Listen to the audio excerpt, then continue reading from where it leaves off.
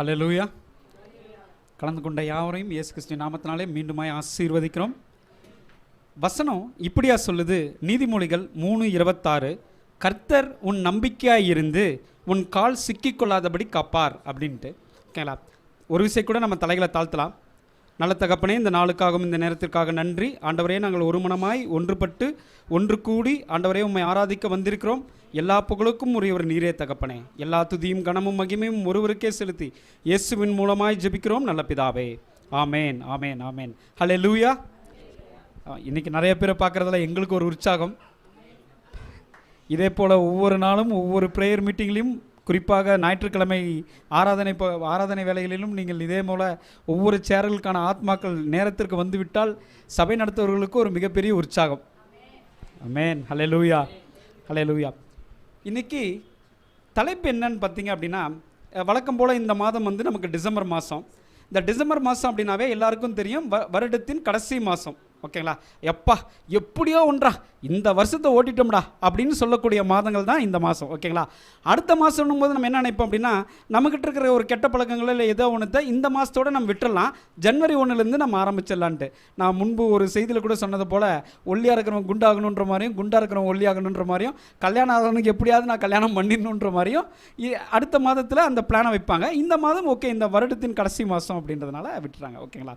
சரி, நம்ம எப்படி எடுத்துக்கணும் அப்படின்னாக்க, ஆண்டவரே இந்த கடைசி மாதம், இந்த 12வது மாதம், இந்த தேதி, இந்த நொடி, இந்த வாரம், இந்த மாதம், இந்த வருஷம் வரைக்கும் என்னை நீங்கள் கண்ணின் மணி போல் பாதுகாத்து வந்தீங்க. அந்த ஈவுக்காகவும் அந்த கிருபைக்காகவும் நம்ம நன்றி செலுத்தணும் இல்லைங்களா? அப்புறம் ஆண்டவரே அது மட்டும் போதாது, என் வாழ்க்கை இன்றோடு இந்த நொடியோடு நான் முடிவதில்லை. எனக்கு என்னது, என்னோட வாழ்க்கை இனிதான் ஸ்டார்ட் ஆக போகுது. என்னோட காலம் என்னன்றது எனக்கு தெரியாது ஆண்டவரே. என்னோட முடிவு என்னைக்குன்னு எனக்கு தெரியாது. உங்களோட 2ஆம் வருகை போல் என்னோட முடிவும் உங்களுக்கு மட்டும்தான் தெரியும். ஓகேங்களா?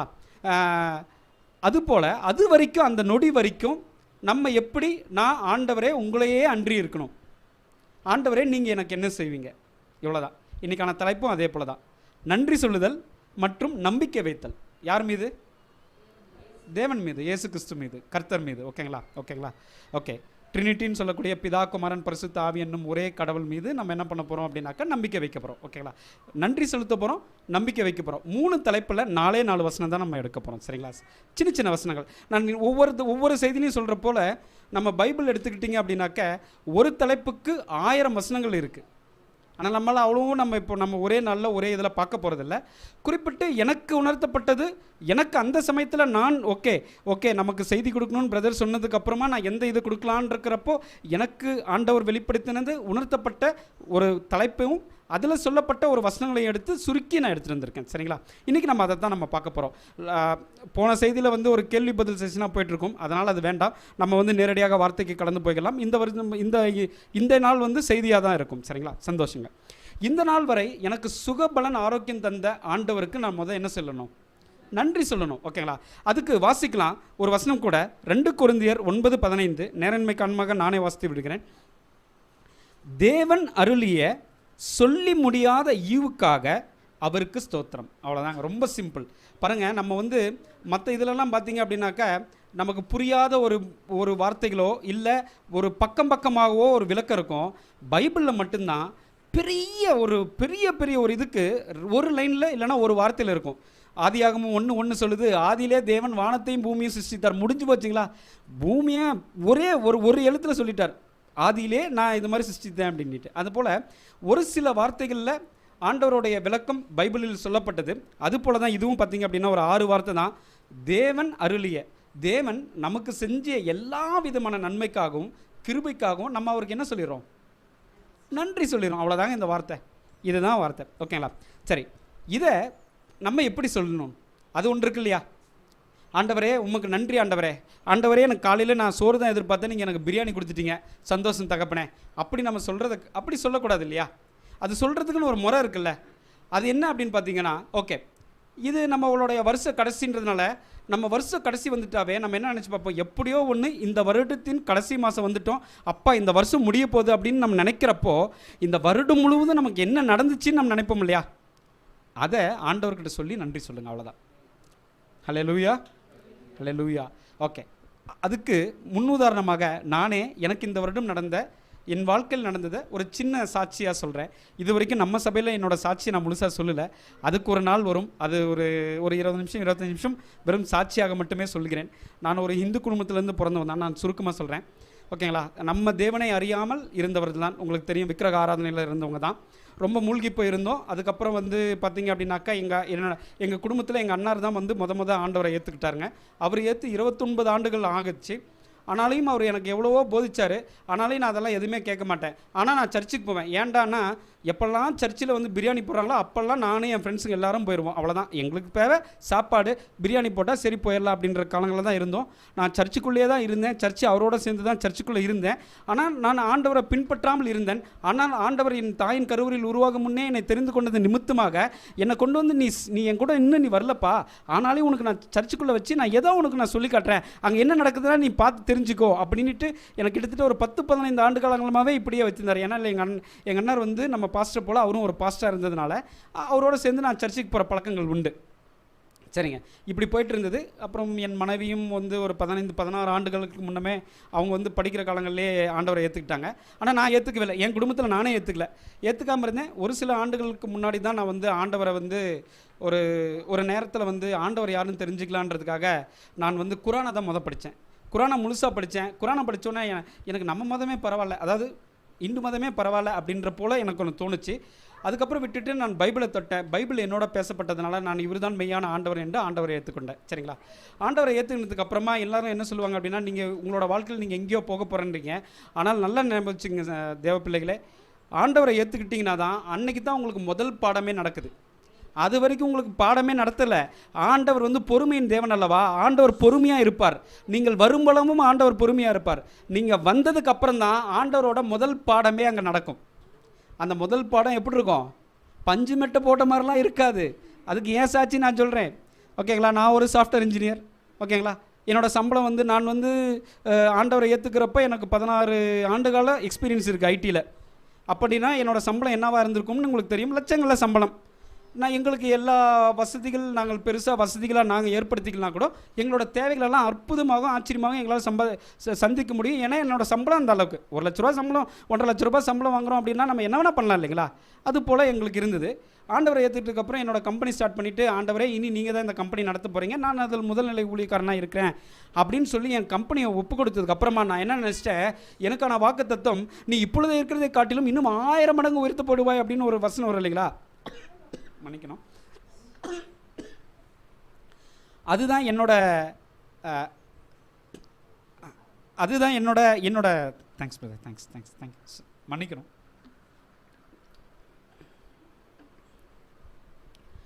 அதுதான் என்னோட வாக்கு தத்துவம்னு நானாக எடுத்துக்கிட்டேனுங்க. இது ஏன் நான் குறிப்பாக சொல்கிறேன் அப்படின்னா, இந்த பைபிளில் இருக்கிற அத்தனை வாக்கு தத்துவமும் நமக்கு தான், ஓகேங்களா. ஆனால் அது நீங்கள் நினைக்கிற காலங்களில் நிறைவேறாது. அவரோட காலங்களில் மட்டும்தான் நிறைவேறும்.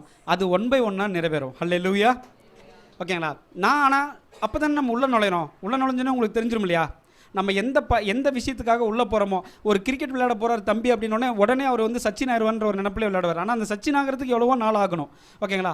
ஒரு ஏதோ ஒரு துறையில் அவர் அந்த துறையில் போகிறாருன்னா உடனே ஒரே நல்ல ஒரு முதலாளி, கோடீஸ்வரன், லட்சாதிபதி, உலக பணக்காரன்லாம் ஆக முடியாது. அதுக்கு ஒரு படிப்படி இருக்கிற போல் ஆண்டவர் அப்போ தான் எனக்கு சொல்லிக் கொடுக்க ஆரம்பித்தார்.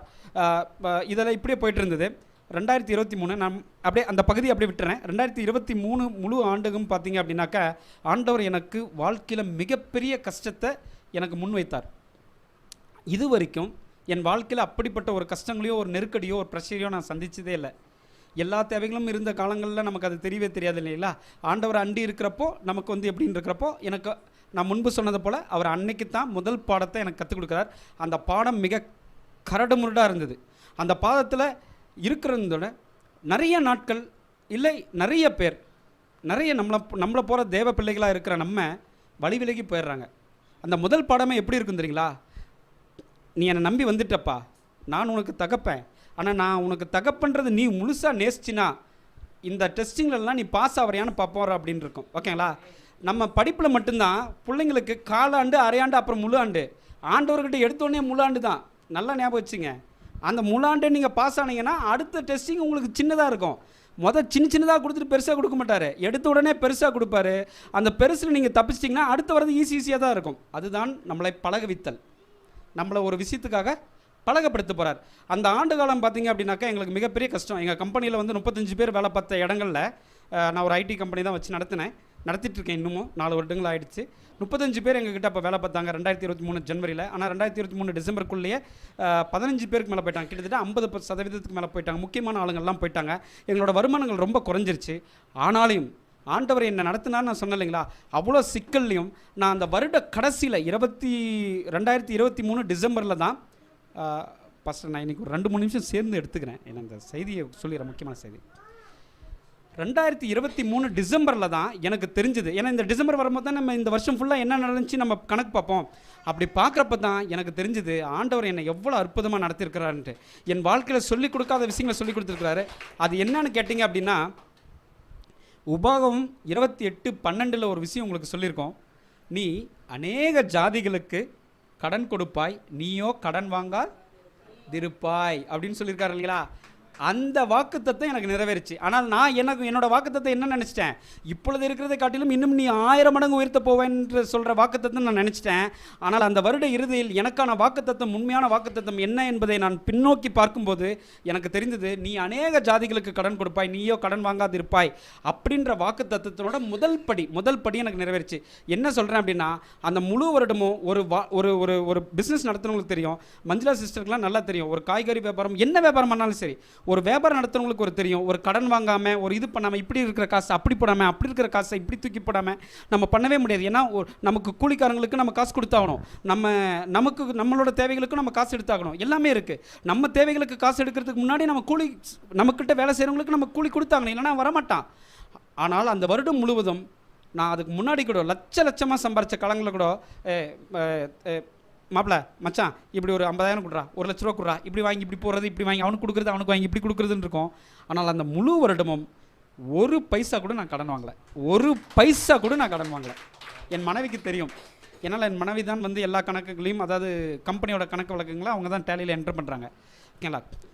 ஒரு பைசா கூட கடன் கொடுக்கலன்றப்ப தான் எனக்கு மிகப்பெரிய ஆச்சரியம் இருக்குது. ஆண்டவரே, நான் லட்சமாக சம்பாதிக்கிறப்ப கடனாகவே இருந்தேன், நான் சம்பாதிக்கவே இல்லை, எனக்கு வருமானமே இல்லை, நான் ரொம்ப ப்ரெஷரில் இருந்தேன். ஒரு சில சமயங்களில் உங்களை கூட சந்தேகப்படுற சூழ்நிலைக்கு போயிட்டேன். ஆண்டவரே, உங்களுக்கு ஒப்பு கொடுத்தனே என் கம்பெனியை, ஏன் என்னை இப்படி சோதிக்கிறீங்க? நான் முன்னாடி நல்லா இருந்தேனே, ஒருவேளை எனக்கு அதுதான் வாழ்க்கையா அப்படின்னு இருக்கிறப்போ அவர் எனக்கு கற்றுக் கொடுத்தார். என்ன கற்றுக் கொடுத்தார் அப்படின்னா, கடன் வாங்காமல் பொழப்பு எப்படி நடத்தணும், ஓகேங்களா, இருக்கிறத வச்சு எப்படி பொழப்பு நடத்தணும், அதில் எப்படி நீ நிம்மதியாகவும் இருக்கணும்னு கற்றுக் கொடுத்தார். அந்த சமயங்களில் எங்கள் வாழ்க்கையில் நடக்கக்கூடாத விஷயங்கள் நடந்தாலும், என்னவா நடந்தாலும், அநேக இடங்களில் அவர் எனக்கு சொல்லிக் கொடுத்ததுனால எங்கள் குடும்பத்தில் நான் 2023 தான் அதிக சமாதானம் இருந்ததாக நான் உணர்றேன். ஹல்லேலூயா. ஓகே, இது முடிஞ்சிருச்சு. இப்போ அடுத்த கட்டத்துக்கு வரேன். இப்போ 2024 இல்லைங்களா, இதே கடைசி மாதம் இல்லைங்களா. போன வருஷத்துக்கு சொல்லிட்டு தம்பி, இந்த வருஷம் என்னாச்சு நீ சொல்லலன்னு இருக்கணும் இல்லையா. சரி, என்னோடது என்ன ஆயிடுச்சு அப்படின்னாக்கா, ஒரு ஃப்ளைட்டில் போயிட்டுருக்கீங்க, அண்ணாந்து போயிட்டுருக்கீங்க. அப்போ அந்த ஃப்ளைட்டோட பைலட்டை நம்பி தான் நம்ம இருக்கணும். ஆனால் அந்த ஃப்ளைட்டில் ஏதோ ஒரு கோளாறாக இப்படி கீழே போயிட்டுருக்கு அப்படின்னா, நம்ம ஒரு 30,000 அடியில் போயிட்டுருக்கோம் அப்படின்னா கீழே வரதுக்கு ஒரு 10 நிமிஷம் ஆகும் அப்படின்னு நம்ம இருக்குன்னு வச்சுங்களேன்.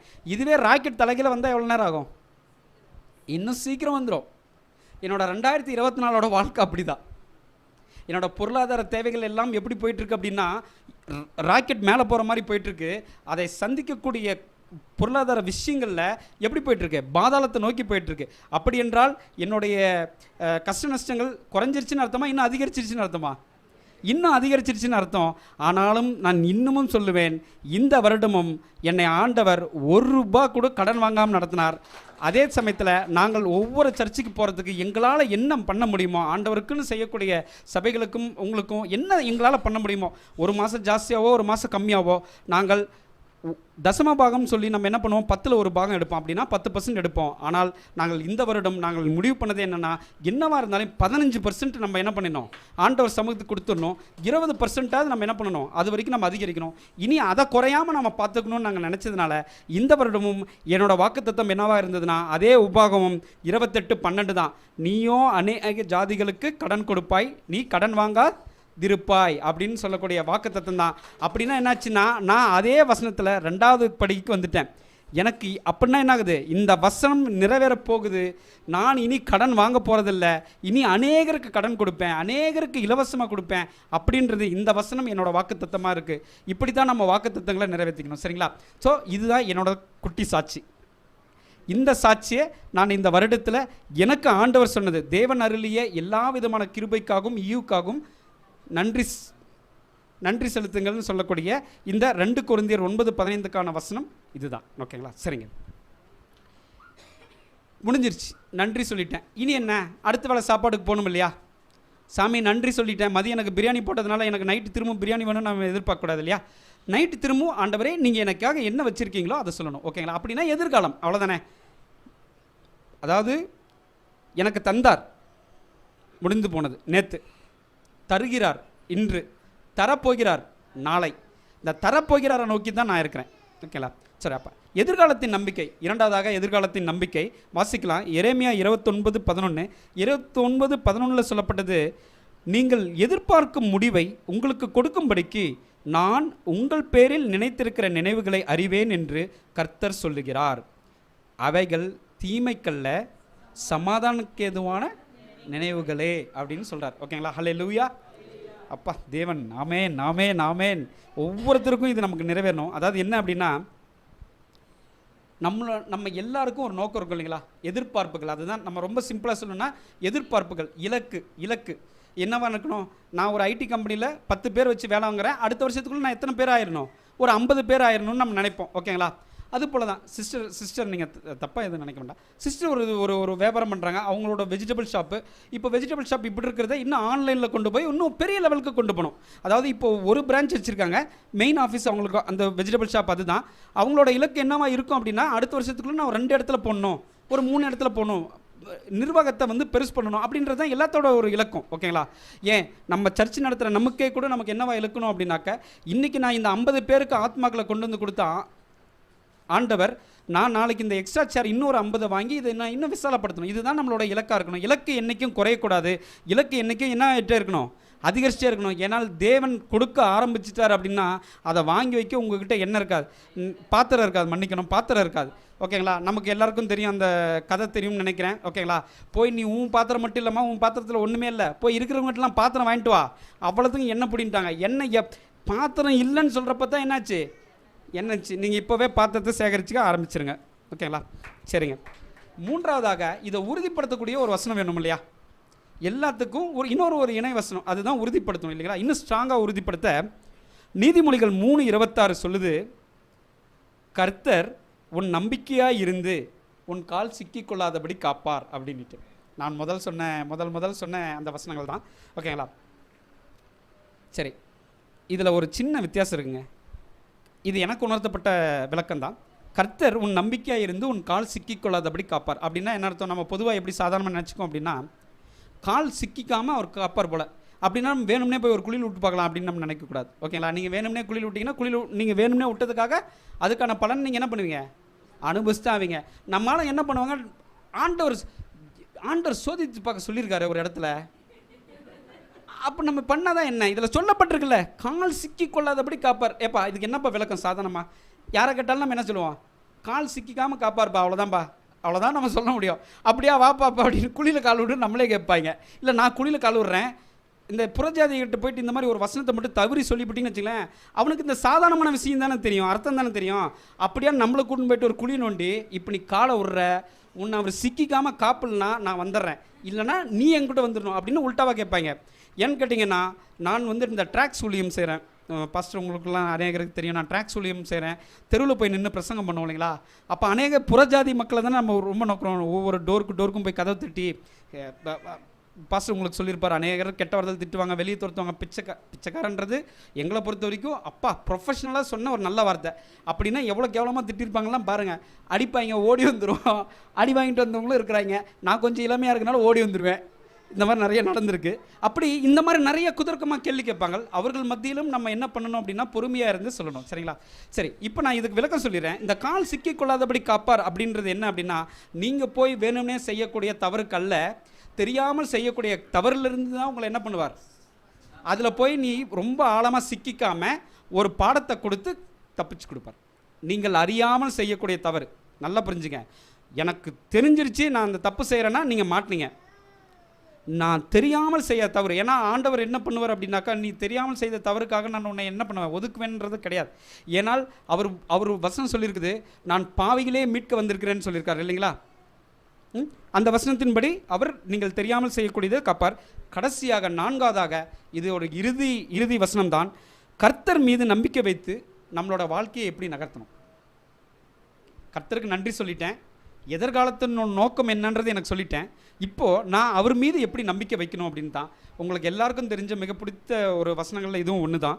ஏசாயா 43:2, நீ தண்ணீர்களை கடக்கும்போது நான் உன்னோடு இருப்பேன், நீ ஆறுகளை கடக்கும்போது அவைகள் உன்மேல் புரள்வதில்லை, நீ அக்னியில் நடக்கும்போது வேகாதிருப்பாய், அக்னி ஜோலை உன்மேல் பற்றாது அப்படின்னு சொல்கிறார்.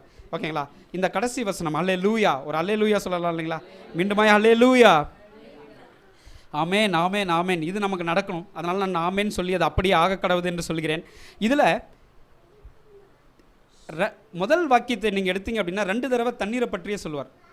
வாட்டர் தண்ணீரை பற்றியே சொல்லுவார். நீ தண்ணீர்களை கடக்கும்போது நான் உன்னோடு இருப்பேன், நீ ஆறுகளை கடக்கும்போது அவைகள் உன்மேல் புரளுவதில்லை அப்படின்னு சொல்கிறார். இங்கேயும் தண்ணி தான், ஆறும் தண்ணி தான். ஆனால் என்ன வித்தியாசம்? ஏன் அதை 2 விதமாக சொல்கிறார்? ஆண்டவர் எப்பயுமே ஒரு வார்த்தையில் சொல்லப்படுறவர், ஆனால் ஏன் 2 விதமாக சொல்கிறார் அப்படின்னா அதில் ஒரு மிகப்பெரிய அர்த்தங்கள் ஒளிந்திருக்கும்ன்றது இருக்கும், இல்லை அந்த அடங்கியிருக்குன்றது ஒன்று இருக்கும் இல்லைங்களா. அப்படி பார்த்தீங்க அப்படின்னா இந்த தண்ணீர் அப்படின்னு இவர் முதல்ல எடுத்தோன்னு சொல்கிறார்ல, அது என்ன அப்படின்னா நமக்கு வரக்கூடிய ஒரு சிறு துன்பங்கள், சிறு குழப்பங்கள், ஒரு சின்ன விஷயங்கள் அப்படி நம்ம எடுத்துக்கலாம், சின்ன கெட்ட விஷயங்கள் அப்படி எப்படி வேணால் எடுத்துக்கலாம். அதை நம்ம புரியறதுக்காக இந்த முதல் சொன்ன இந்த நீ தண்ணீரை கடக்கும்போது நான் உன்னோடு இருப்பேன் அப்படின்றது நம்ம புரியறதுக்காக என்ன எடுத்துக்கலாம் அப்படின்னா, ஒரு குளம்னு எடுத்துக்கலாம், ஒரு கிணறுன்னு எடுத்துக்கலாம், ஒரு ஒரு ஒரு குட்டைன்னு கூட எடுத்துக்கலாம். ஏன் நான் அப்படி சொல்கிறேன் அப்படின்னு கேட்டிங்கன்னா, ஒரு குட்டையில் நான் தவறி விழுந்துட்டால் அந்த குட்டை எவ்வளோ ஆழம்னு எனக்கு தெரியும், அந்த குட்டை எவ்வளோ நீளம் இருக்கணும் எனக்கு தெரியும், எவ்வளோ அகலம் இருக்கணும் எனக்கு தெரியும். கரெக்டு தானுங்களே? ஓகேங்களா. அப்படி தான் நம்மளோட வாழ்க்கையில் ஒரு பிரச்சனை இருக்குது அப்படின்னா, அந்த பிரச்சனை ஒரு சிறு பிரச்சனையாக இருக்கிறப்ப அந்த பிரச்சனைக்கான தீர்வு எனக்குள்ளே இருக்கும். அது ஆண்டவர் கொடுத்த சொல்யூஷன் தான், இருந்தாலும் அது எனக்குள்ளே இருக்கும். ஆனால் அடுத்த வசனம் பாருங்களேன், நீ ஆறுகளை கடக்கும்போது அவைகள் உன்மேல் புரளுவதில்லை அப்படின்றார்.